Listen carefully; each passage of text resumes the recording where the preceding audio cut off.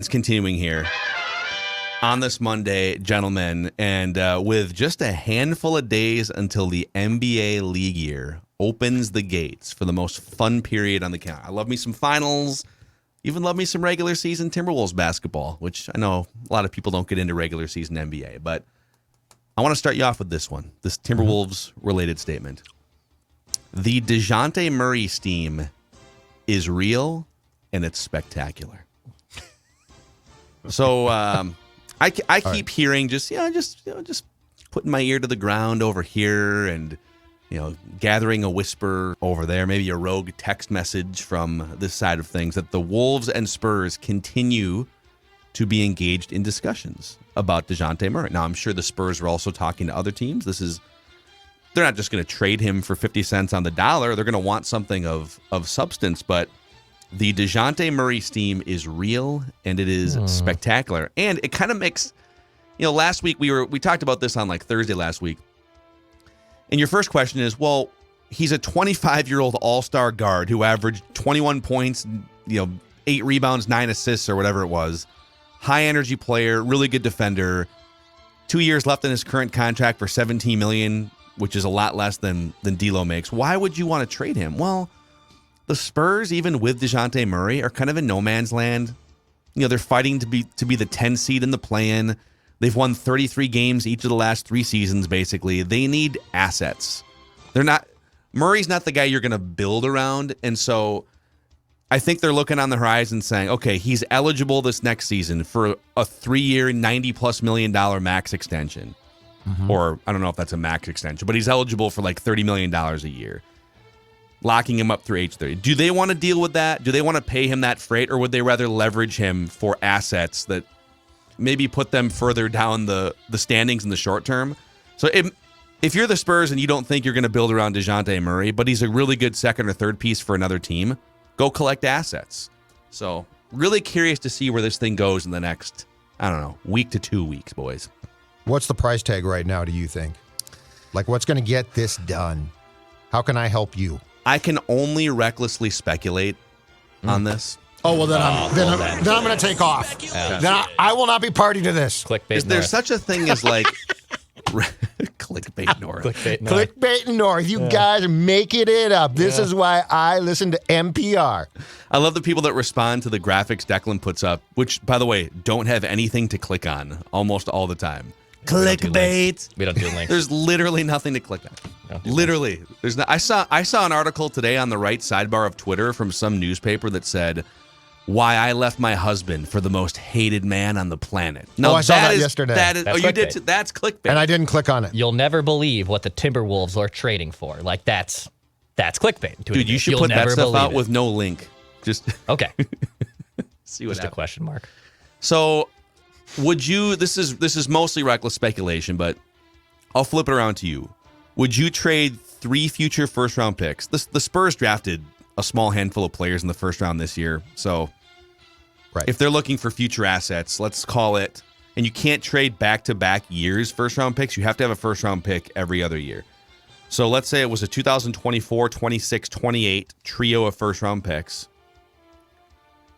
Maybe it's Bolmaro, and then D'Lo's gigantic, valuable, expiring contract. Mm-hmm. I would do that 10 times out of 10. If you're the Spurs, are you coming back and saying, okay, yeah, we definitely want those 3 first-round picks? And the Wolves would probably say, yeah, we're comfortable. We have enough young talent, Anthony Edwards, Jaden McDaniels, etc. We just drafted a bunch of young talent this year. We can give up those picks. Would the Spurs come back and say, if you throw Jaden McDaniels in instead of Bolmaro, it's a done deal? Right. Yes. Yes. I think you're right, and that's where it gets to be probably a little bit of a problem, right? Because, yes, Bolmaro and 3 first-round picks, I think I do. Mm-hmm. And the D'Lo expiring is valuable because they clear their books of $30 million. But, I mean, then that also helps me. I get a good player. I give up draft picks. But, again, I'm supposed to be good now, too. So technically, that should not be 3, really good first-round picks. But I think they'd ask for McDaniels probably, and that's where it gets to be a conundrum. Is Dejounte Murray enough of a star? Well, this is the question give up you Jaden have McDaniels? to answer. I don't know if I can do that. I think there's got to be other ways between this summer and next summer to upgrade long term for less than $30 million a year. Or if you're going to pay $30 million a year, give me someone better than D'Lo. Yeah. There's got to be a way to do that without giving up Jaden McDaniels. So I think that's a no for me, dog. I think it's a no. I know it's a no for Declan. Yeah, I'm not giving up J-Mac. No, he's my guy. I can't do it for that. But I would do the first round picks, Dejounte,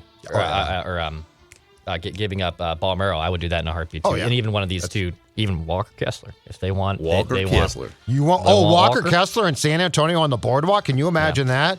Oh my God, it's Walker Kessler. I love it. A guy that they had 3 chances to draft on their own, and Declan's counter is, we're not going to give you Jaden, but we'll give you Walker Kessler. He's coming down the street with his boots and spurs on. It's Walker Kessler. I was listening to the Lowe podcast, and he was talking. I don't think this was recklessly speculating either. He was discussing how the Wolves' pursuit of Gobert and Capella, the pursuit of Gobert was legitimate. Like, they were looking into getting Rudy Gobert. Now, Rudy Gobert's on, like, an absurd max deal, and you'd have humongous money tied at the 4 and the 5. But he brought the point of drafting Walker Kessler, that the Wolves are legitimately looking into investing at the 5. Like, that is where they should be. They put Cat at the 4 and invest at the 5. You need a rim protector. You need a guy who can help him out. And maybe I might wind up being wrong on this, but my gut instinct when they drafted Kessler was that, because I think they're going to keep him. Now, obviously, like, if another team comes along or something and he's a trade piece, but I think they drafted him in response to, some of these Gobert and Capella conversations, I don't know, going sideways, or just how we're not going to give up this and take on the Supermax contract. And I like that, because we don't even know if it would work if you brought Gobert and Cat in together, or Capella and Cat in together. Is that lineup going to get nuked by smaller, more nimble lineups to the point where, like, you have to sit one of them for large chunks? And I'd rather find that out with a rookie scale contract guy than a $40 million Supermax player. Yep. Another factor here to consider, if I may. Reckless speculation. Rich Paul is the agent that reps both Anthony Edwards and Dejounte Murray. So if you're Rich Paul and you're looking at the Spurs as a once proud franchise that, was a dynasty sort of for 15 or 20 years, and they've fallen on hard times. I still think the Spurs are smart. They're well run, but there's uncertainty. Greg Popovich isn't going to be around forever. I don't even know why he's still around now, quite frankly. Just go drink red wine and, go run for office or something. So if you're Rich Paul, aren't you kind of looking and saying, all right, my client's next contract kicks in 2 years from now. Do I really want it to be in uncertain San Antonio with a head coach to be named later? Or, and this sounds crazy that you're saying this about the Timberwolves compared to the San Antonio Spurs, do you look over at the Wolves and say, pretty stable ownership situation now? Really stable front office situation, because they brought in Tim Connolly. Chris Finch seems to be doing a great job as a coach, bonding with players. Anthony Edwards is a budding superstar player. Karl Anthony Towns, too. Like, I think Minnesota for the next 5 years, from age 25 to 30, is a more advantageous spot if you're Rich Paul looking out for Dejounte Murray than San Antonio. Putting his clients together, possibly, yeah. Probably. I do think I do like this. I will say this for what Conley and Finchy, my guy Finchy, are going to do here. I like the fact that we finally, it appears, have a couple of people that realize that they need to do everything they possibly can in their power to make Cat successful. With Ant, I would argue that you can give Ant, no pun intended, a hill to climb, and he'll just climb the damn thing. Because Ant will take on any Ant will take on, like, I think he likes challenges. I think he enjoys them. I think that he thrives. I think because of what we see from the far too frequent Cat meltdowns, I think Cat, I'm not saying he doesn't enjoy a challenge, but I also think that he has to be put in a position to succeed. So I think finding the formula that's going to make Cat as successful as possible without putting everything on him becomes incredibly important. I like that. So, like, if you're gonna get a 5 and say, you know what, Cat, at the 4, it's going to definitely help you. Your responsibilities will change, but you can thrive. I think that's a really smart move to at least attempt. Yeah, and in terms of how would Dejounte Murray fit this puzzle compared to D'Angelo Russell, they're very different players. Russell, a much better shooter. He's going to pull up and knock down threes at a much higher clip. I think Murray, and again, I haven't sat and watched every San Antonio Spurs game on a night. I've seen much more of D'Lo the last 2 or 3 years than I have of Dejounte Murray. I've seen enough of Dejounte Murray. A little bit more of an energizer bunny, up-tempo player, great in transition. I don't think you're going to get sucked into dribbling out the shot clock and probing around like D'Lo does for 14 to 20 seconds sometimes, leaving these other amazing players to just stand there and watch and wait. I think you're just going to see a lot more. I think you're just going to see a lot more ball movement, and I think you're going to see a different type of player. I don't even know that I'm ready to say that Dejounte Murray, the current version, is better than D'Lo, but I also think Dejounte Murray, I do think he's better, but I think there's some D'Lo stands that can make an argument there. But if you look at where his trajectory is headed the next 2 or 3 years, there's more meat on the bone for Dejounte Murray. D'Lo is kind of who he is at this point. He's a good player, right? But I don't think there's another level to his game that's like, oh my God, there's another level to unlock that we haven't seen yet. I think there might be with Dejounte Murray. My 2 cents. No. Yeah, I like D'Lo, but I think we've seen enough of him. I don't know if you can go from, they made a great rise from being a 29-30 win team up to a 48 win team, but I don't know if there's more to crack there. I just don't. I don't think there's enough. There's your Dejounte Murray. I like how you're Speculation. I like how you're bringing steam to the table, Phil. Steam helps. I like how you're bringing steam. Like I feel like there's just a lot of from your sort. I feel there's a lot going on there. Interesting. Like the Seattle Bureau of Score North is just getting a lot of information. The Seattle Bureau of Score North is very swassy today as well. Old Macadac's got a fan Where's Maya? literally of 6 inches. She's got her head in a bucket of water, I think. Good. I'm glad she's got Stay water. cool Yeah, today. Exactly. Vinny's right. just been laying on the wood floor like during this heat wave that we had too. He can't. Oh, stand they hate it. They can't. Yeah, Not a fan. It's tough. Not a fan. It's tough on them. Maya doesn't like to poop when it rains or when it's hot too outside, so she'll dilly-dally around because it's not comfortable, and then she'll come in and find a place inside to Stella doesn't have that problem. drop a little Stella duke. loves to go outside and poop. It's great. That's good. She does. It's good. Very helpful. All right. Play the sounder because I'm going to piggyback off your Wolves reckless speculation with this. Reckless speculation.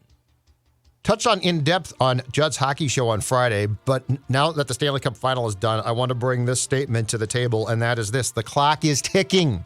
The clock is ticking. The National Hockey League draft will be July 7th and 8th. Free agency starts on the 13th, and a Kevin Fiala trade, if it's going to be made, which we think it's going to be, is going to need to be done fairly soon here. So now with the season officially done, we will see where he goes. As we talked about, though, on JHS on Friday, here's the only problem. The only problem is there is now a plethora of good forwards, wingers, and centers who are going to be available. And so that's going to decrease the desire. So like Bill Guerin can shop him, and Kevin's a good player. Problem is there's a lot of good players out there. So as far as Fiala goes, the clock is ticking, and I think the real question here is what will they be able to get back in a market that's going to be somewhat saturated with quality players, many of whom can score goals.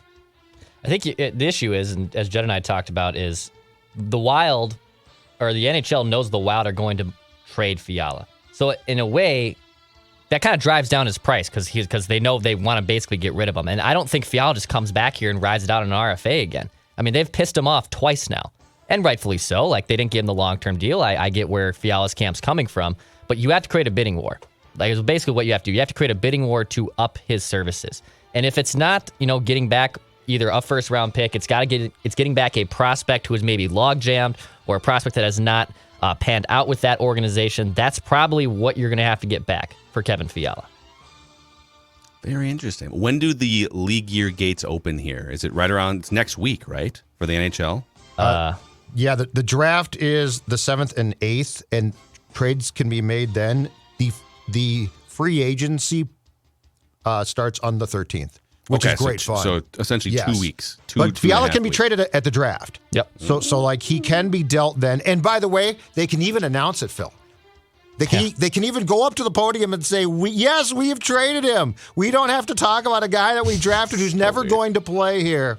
NBA, get your act together. It's so weird. The NBA has so many things that they do very, very well in Almost the everything. offseason, and they haven't addressed the most confusing thing. All right, Declan, statements. Yeah, I have a Wolves statement. My statement is the stock is rising. So the Sporting News put out this. NBA Championship 2023 odds changes 1 week after the finals and 1 day after the draft. So the odds right when the finals ended, when the Warriors won, to now the day after the draft. And they used Fox Bet as their source here. So apparently, when the Warriors won Game 6, the Wolves' odds to win the NBA title were plus 22,000, which is right around the Spurs. It's below the Knicks. It's below the Hornets. It seemed awfully low. But 1 day after the draft, they have jumped to up plus 6,000. So they have cut their odds basically. So 60 to 1, right? Yeah, so 60 to 1 now.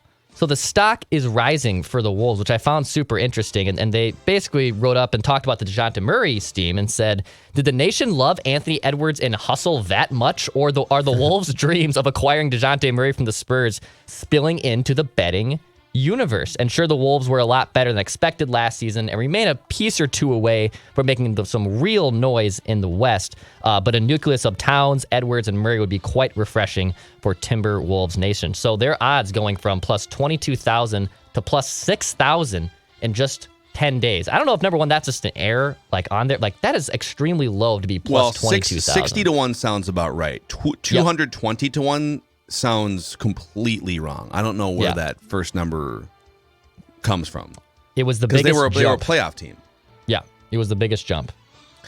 So sometimes when this stuff happens, you wonder because like Caesars and some of these sports books, they're not exactly transparent in terms of how they gather their information. Right? They set odds, and it's kind of a smoke and mirrors behind the curtain thing.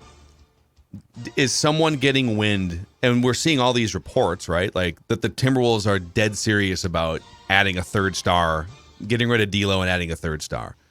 Because if you got someone, a gopher behind the scenes that's telling you, oh yeah, this Dejounte Murray thing is at the 5-yard line, and so buckle up, it's going to happen. That's the type of thing that would get odds to move, or a bunch of bets being placed. Maybe that's what it is too. Is the public pushing some of this in some sports books? I don't know. But very interesting. Stock on the rise for the Timberwolves. Wolves fever, baby. Wolves fever. Everyone's getting on board. Speaking of, all right, old Macadac finally had a chance to dive into some of these draft picks a little bit over the weekend. And let me tell you, here's my next statement. Josh Minott might be the steal of the draft when it's all said and done for the Minnesota Timberwolves. 45th overall pick, second round, out of Memphis. He was coached by Penny Hardaway at Memphis. 6'8", 7-foot wingspan, which is ridiculous. He's like 19 years old. He only started 5 games last year for Memphis, only averaged 15 minutes per game, and his minutes were actually reduced as the season progressed. He barely played in the NCAA tournament.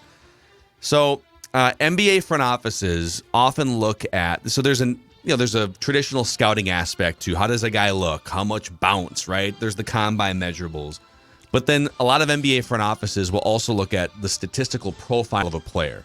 So if you are a low shooting percentage guy that's a volume scorer that doesn't really impact the game with steals or assists, then your upside's going to be capped. You're not going to all of a sudden average 9 assists in a game if you never passed the ball and or got teammates open looks at lower levels. Not never, but that's some of the stuff they look at.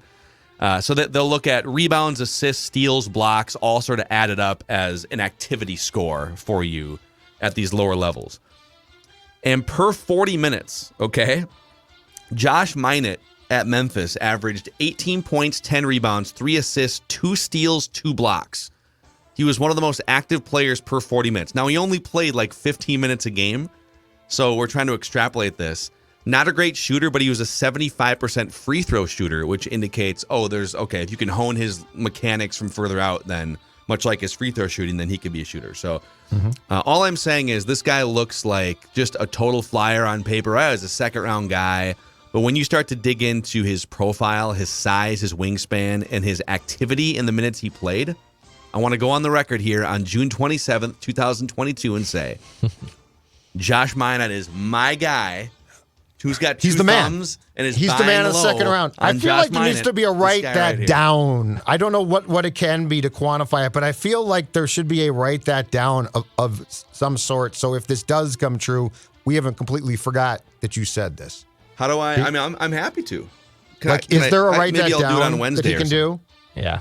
Because I feel like you're coming back with... I got one for you. Josh Minot in 5 years will be the man. Exactly. I feel like this is very much a Josh Minot is the man of the second round. Not to be confused with the man of the first round. That's Walker Buehler. Josh Minot is going to ride into the sunset on his motorcycle, maybe a Harley, maybe a Metro Cruiser.